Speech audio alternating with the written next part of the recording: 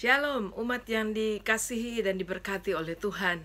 Puji Tuhan, pada hari ini kita sampai kepada perenungan dan pembelajaran hidup dari kitab Keluaran 31 sampai Keluaran 33. Dan ada hal-hal yang sangat menyedihkan di sini yang kita dapati, apa yang dilakukan bangsa Israel terhadap Allah yang sudah mengasihi mereka, yang saya bisa katakan dengan satu judul, yaitu kasih berbalas pengkhianatan. Dan kita dapat melihat di pasal yang ke-31, masih kasih Allah dinyatakan kepada bangsa Israel lewat segala hal yang dapat Tuhan lakukan, yang mempertunjukkan kebesaran dan kasih Tuhan kepada mereka, termasuk bagaimana Allah yang masih tetap memperlengkapi mereka. Dan kalau saya bisa bacakan kepada saudara ayat 2 dan ayat 3 di sini. Kalau saudara punya Alkitab, mari baca bersama-sama dengan saya. Dikatakan ayat 2, lihat telah kutunjuk Besalil bin Uri bin Hur dari suku Yehuda, dan telah kupenuhi dia dengan roh Allah, dengan keahlian dan dengan pengertian dan pengetahuan dalam segala macam pekerjaan. Dan saudara bisa membaca kelanjutan detailnya, bahwa kita melihat bahwa seringkali dalam kehidupan kita bahwa Allah memperlengkapi kita. Bukan cuma itu, saudara, Allah memberikan rohnya kepada kita sehingga kita dapat melakukan satu pekerjaan, satu pelayanan dengan benar, dengan baik, bukan karena kita tetapi karena Tuhan. Dan kita melihat bahwa kemurahan Tuhan, sehingga dikatakan sepanjang ini bahwa bangsa-bangsa dapat melihat bangsa Israel sebagai bangsa yang disertai oleh Allah. Dan itulah tujuan Tuhan pada saat dia memilih satu bangsa baginya, yaitu dia ingin mempertontonkan, ingin memperlihatkan kepada manusia bahwa dia adalah Allah, sehingga manusia itu boleh datang kepada Allah dan boleh diselamatkan. Nah, saudara, kita dapat melihat bagaimana Tuhan masih terus berbicara dan memperlengkapi bangsa Israel dengan berbagai kasih karunia Tuhan. Dan ini biarlah menjadi pelajaran buat kita. Kalaupun kita sudah memberi diri kepada Tuhan, kalaupun kita sudah sadar bahwa kita dipanggil oleh Tuhan, lalu kemudian Tuhan memberikan kemampuan demi kemampuan apapun yang dapat kita lakukan dengan baik, kita harus sadar itu semua adalah kemurahan Tuhan. Seringkali kita tidak tahu, tetapi Tuhanlah yang memperlengkapi kita dengan segala kemampuan yang Tuhan sudah berikan, dan kita mampu untuk melakukannya dengan baik. Sebab itu, selalu dalam kehidupan, biarlah kesombongan tidak ada tempat di dalam hati dan kehidupan kita, karena kita harus mempermuliakan Tuhan dengan apapun yang kita pernah atau bisa lakukan di dalam kehidupan ini. Dan kita melihat Tuhan di dalam waktunya dengan Musa, waktu dia berbicara dengan Musa di atas Gunung Sinai, Tuhan juga mengingatkan Musa pentingnya hari Sabat bagi mereka, pentingnya hari perhentian itu. Kalau kita dapat melihat di dalam ayat yang ke-15 dikatakan 6 hari lamanya boleh dilakukan pekerjaan, tetapi pada hari yang ke-7 haruslah ada Sabat, hari perhentian penuh, hari kudus bagi Tuhan. Setiap orang yang melakukan pekerjaan pada hari Sabat, pastilah ia dihukum mati. Saudara, kita melihat bahwa Tuhan sebenarnya mengajar kita agar kita dapat menentukan hari perhentian, di mana hari itu kita dapat beristirahat, sesuatu yang baik bagi hidup kita, tapi juga kita jadikan itu sebagai hari yang kudus, kita dapat beribadah kepada Tuhan.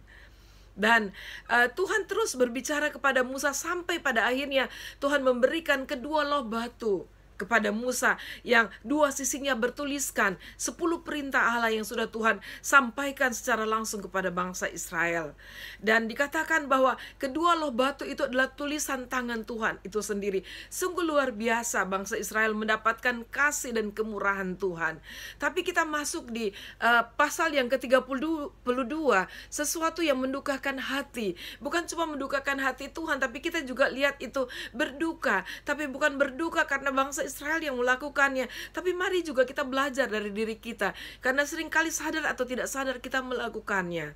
Kalau saya boleh judulkan di pasal 32 itu, saya ingin katakan bahwa ketidaksabaran dalam penantian waktu Tuhan seringkali memimpin kita kepada dosa. Sebab itu mari kita harus berhati-hati, saudara, dengan kesabaran itu. Dan kesabaran kita tahu adalah salah satu dari buah Roh Kudus. Itu adalah salah satu bentuk dari buah Roh Kudus. Pada saat Roh Kudus memenuhi kita, salah satu yang akan keluar dari sikap hidup kita adalah kesabaran. Dan kita harus sadar, kalau kita diberikan Tuhan waktu untuk menanti, waktu untuk bersabar, mari kita bersabar di dalam Tuhan, bersabar di dalam penguasaan diri yang sesungguhnya. Dan bangsa Israel pada saat mereka merasa bahwa Musa sudah terlalu lama di atas gunung Sinai, kemudian mereka seperti biasa mulai dengan sikap dan pemikiran mereka. Lalu mereka datang kepada Harun dan mereka meminta Harun untuk coba kita perlu melihat Allah yang nyata di hadapan mereka. Lalu kemudian Harun mengikuti keinginan mereka, yaitu mengumpulkan emas dan mereka melepaskan emas. Coba kita melihat bagaimana orang dengan komitmen melepaskan hak dan kepemilikan mereka untuk sesuatu yang tidak baik. Dan kadang-kadang begitu sulit bagi kita untuk melepaskan hak dan kepemilikan kita untuk sesuatu yang benar, yaitu untuk hal-hal yang kita arahkan dan kita tujukan bagi penyembahan kepada Tuhan kita yang benar, Allah yang Maha Kuasa. Dan pada saat itu akhirnya mereka membentuk dari emas itu, yaitu lembu, yang akhirnya mereka puja dan mereka sembah dan mereka arak dan mereka berpesta pora di sekelilingnya. Dan saudara, dan itu sangat mendukakan hati Tuhan. Pada saat Musa masih berbicara dan Musa naik ke gunung itu bersama dengan Yosua, tapi Musa secara pribadi bertemu dengan Tuhan dan Tuhan berbicara secara pribadi. Lalu kemudian Tuhan harus menyuruh Musa untuk turun, karena bangsanya dia tahu sudah mulai melakukan hal yang mendukakan hatinya. Lalu kemudian Tuhan memberikan kedua loh batu itu kepada Musa. Lalu kemudian Musa turun. Tetapi ternyata Musa juga tidak dapat menahan emosinya pada saat dia melihat bangsa Israel dengan lembu emas yang ada di tengah-tengah mereka dan mereka berpesta pora. Dan saudara, iblis tidak pernah memimpin umat Tuhan kalau dia berbalik dari Tuhan. Iblis tidak akan membiarkan umat Tuhan begitu saja. Dia akan lebih menjerumuskan mereka ke dalam dosa. Dan itu sangat mendukakan hati Tuhan. Dan Musa juga dalam emosinya akhirnya dia melempar, dia membanting dan kemudian pecah dua loh batu yang diberikan oleh Tuhan kepada mereka. Dan saudara, Musa menjadi marah kepada bangsa Israel. Dan dia menghancurkan dan bahkan membakar lembu emas itu, lalu kemudian menuang air, lalu kemudian dia menyuruh bangsa Israel untuk meminumnya. Dan dia begitu marah menghardik mereka yang melupakan bagaimana tangan Tuhan dan kebesaran Tuhan yang sudah melepaskan mereka dari tangan penindasan orang Mesir, dan bagaimana Tuhan sudah menunjukkan kuasa dan menyelamatkan, bahkan memelihara mereka hari lepas hari, dan bahkan mereka masih makan roti, makan mana yang diberikan Tuhan dari surga bagi mereka. Lalu kemudian Musa mengadakan pemisahan. Dia katakan, siapa-siapa yang masih memihak dan masih mau hidup takut akan Tuhan. Lalu kemudian satu bangsa yang kemudian mulai muncul secara khusus, yaitu Bani Lewi. Semua mereka dikatakan berkumpul bersama-sama memihak kepada Musa dan memihak kepada Tuhan. Ini luar biasa. Kadang-kadang memang Tuhan mengadakan pemisahan di antara umatnya. Tapi berbahagialah kita pada saat dalam keadaan apapun, situasi apapun, berada di dalam tekanan-tekanan dengan orang-orang di sekitar kita, tapi kita tetap memilih untuk berpihak kepada Tuhan. Bukan berpihak kepada Musa semata-mata, tapi memihak kepada kebenaran dan berpihak kepada Tuhan sendiri. Dan saudara, orang Lewi ini akhirnya, Bani Lewi ini dipilih oleh Musa, dan saya percaya bahwa Musa adalah perwakilan dari Tuhan untuk dikatakan membunuh sebagian dari mereka, dari orang Israel yang sungguh-sungguh berbuat jahat di hadapan Tuhan. Dan Tuhan memang sudah berikhtiar, sudah berencana untuk membunuh orang-orang Israel itu. Dan saudara yang kekasih, perkataan Musa pada saat dia berkata-kata kepada bangsa Israel itu sangat tegas. Seperti dikatakan di pasal 32 ayat 32. Maka berdirilah Musa di pintu gerbang perkemahan itu serta berkata, siapa yang berpihak kepada Tuhan, datanglah kepadaku, lalu berkumpullah kepadanya seluruh Bani Lewi. Jadi itu keberpihakan bukan kepada Musa semata-mata, tetapi kepada Tuhan. Dan biarlah hidup kita selalu, kita lebih takut takut Tuhan daripada apapun yang ada di sekitar kita. Bahkan lebih takut Tuhan daripada kehidupan kita sendiri, karena Tuhan yang memiliki kehidupan kita. Dan saudara, kita melihat pada saat itu Musa mulai bersyafaat di hadapan Tuhan untuk meminta belas kasihan Tuhan, karena Tuhan katakan Tuhan berencana untuk membunuh bangsa Israel, untuk menumpas mereka di dalam perjalanan. Sehingga Tuhan katakan, aku tidak akan bersama-sama dengan mereka lagi, karena pada saat aku ada di tengah-tengah mereka, bisa saja mereka langsung mati. Tetapi Tuhan memberikan malaikatnya untuk berjalan bersama-sama dengan mereka. Lalu kemudian Musa mulai bersyafaat kepada Tuhan dan mengatakan, Tuhan, inilah bangsa milikmu. Apa kata bangsa lain yang melihat kami, yang selama ini mereka sadar bahwa Engkau adalah Allah, Engkau yang beserta dengan bangsamu, dan Engkau yang menyelamatkan mereka dari tangan Mesir, dan sekarang Engkau akan menumpas bangsamu sendiri di padang gurun. Lalu kemudian Musa sampai berkata kepada Tuhan, Tuhan, biarlah namaku dihapus dari kitab kehidupan, asal jangankan bangsa ini Engkau binasakan. Tapi Tuhan berkata, dosa masing-masing ditanggung oleh ada orang yang bersangkutan. Nah, saudara, mari kita belajar di hadapan Tuhan untuk bertanggung jawab terhadap diri kita, terhadap apa yang dikatakan Tuhan. Tuhan adalah Allah yang adil. Walaupun Dia penuh kasih, tapi Dia sangat adil di dalam kasihnya, dalam tindakannya. Walaupun kadang-kadang kita dapat mengalami akibat dari dosa, seperti Adam dan Hawa waktu jatuh dalam dosa, akhirnya dunia dan bumi juga dikutuk, dan kemudian kita juga harus menanggung bersama-sama. Tapi kalau berbicara dosa, berdiri di hadapan Tuhan, berbicara soal kitab kehidupan, masing-masing kita bertanggung jawab atas diri kita. Sebab itu mari kita waspada, jangan sia-siakan hidup yang kita punya pada saat ini, karena pada akhirnya kita akan berada di hadapan Tuhan masing-masing pribadi lepas pribadi. Dan bersukacitalah apabila kita terus hidup dalam keberpihakan kepada Allah dan hidup sesuai dengan kehendak-Nya. Haleluya, puji Tuhan. Lalu kemudian saudara, di pasal yang ke-33 lebih lagi Musa bersyafaat kepada Tuhan dan meminta Tuhan untuk tidak meninggalkan dan tidak memusnahkan bangsa Israel. Lalu kemudian Tuhan berfirman kepada mereka bahwa dalam perjalanan Tuhan tetap akan membinasakan. Lalu kemudian puji Tuhannya, di pasal 33 dikatakan bangsa Israel menjadi takut, lalu mereka sujud berdoa di hadapan Tuhan. Dan akhirnya Musa juga mendirikan satu kemah pertemuan, dinamakan kemah pertemuan, tempat di mana Musa membuka kesempatan kepada semua umat Israel yang kepingin mencari Tuhan lebih lagi untuk datang masuk dalam kemah itu dan berdoa mencari wajah Tuhan.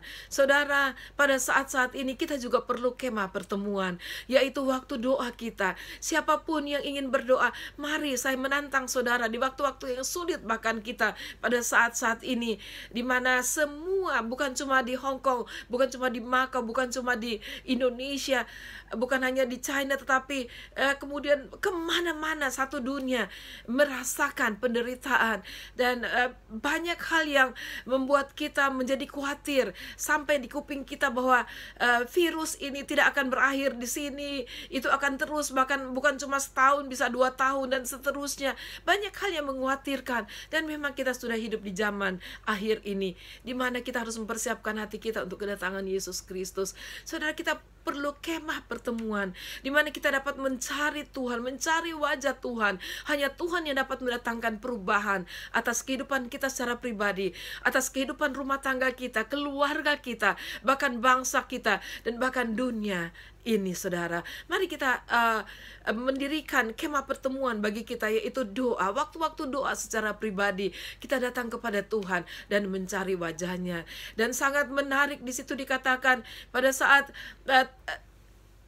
awan kemuliaan Allah turun di atas kemah itu. Saudara, kalau kita membuat waktu khusus, membuat tempat khusus bagi Tuhan untuk kita mencari Tuhan, Tuhan sangat senang atas apapun yang kita lakukan untuk mencari wajahnya. Karena Tuhan sebenarnya lebih rindu. Dan dikatakan kalau kemuliaan Tuhan, awan kemuliaan Tuhan turun di atas kemah pertemuan, maka Musa akan keluar dan Musa akan pergi ke dalam kemah itu.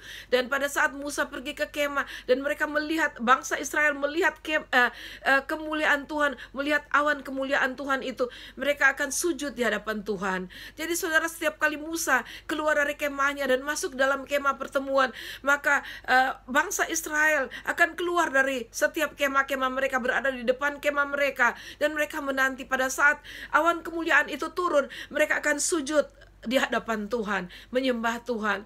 Saudara yang kekasih, saya sangat terharu dengan hal ini. Kita melihat bahwa satu bangsa pada saat bahkan bukan bangsa, kita saja satu kelompok manusia, pada saat kita sadar dan kita bertobat mencari Tuhan, menyadari kehadiran Tuhan, dan kita sujud di hadapan Tuhan, saya sangat terharu bahwa Tuhan akan menyatakan diri kepada bangsa yang mencari Tuhan. Sebab itu biarlah kita mari bersama-sama untuk mencari Tuhan. Walaupun ada waktu-waktunya kita mungkin seperti bangsa Israel, kita membalas kasih dengan pengkhianatan, kita tidak sabar dalam penantian, dalam waktu Tuhan, dan seringkali kita balas dengan segala persungut-sungutan, dan bahkan segala hal yang mendukakan hati Tuhan. Tapi pada saat kita menentukan, membuat waktu dan menentukan tempat tertentu untuk kita dapat mencari wajah Tuhan, Tuhan juga akan turun kepada bangsanya, kepada umatnya, dan kepada kita untuk menunjukkan kasih dan belas kasihannya. Dan Tuhan kembali akan menunjukkan kuasanya di tengah-tengah umatnya.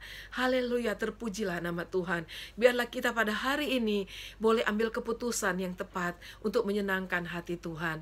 Kita menyadari kasih Tuhan dan kita minta pertolongan Tuhan agar kita selalu membalas kasih Tuhan dengan kasih dan komitmen hidup untuk menyenangkan hati Tuhan. Dan mari kita selalu untuk mencari wajah Tuhan di dalam kehidupan kita, tidak melewatkan satu hari tanpa kita sungguh-sungguh mencari wajah Tuhan dan berdoa mendapatkan kasih karunia dan kemurahannya bagi kita. Terpujilah Tuhan. Tuhan Yesus memberkati kita semua. Amin.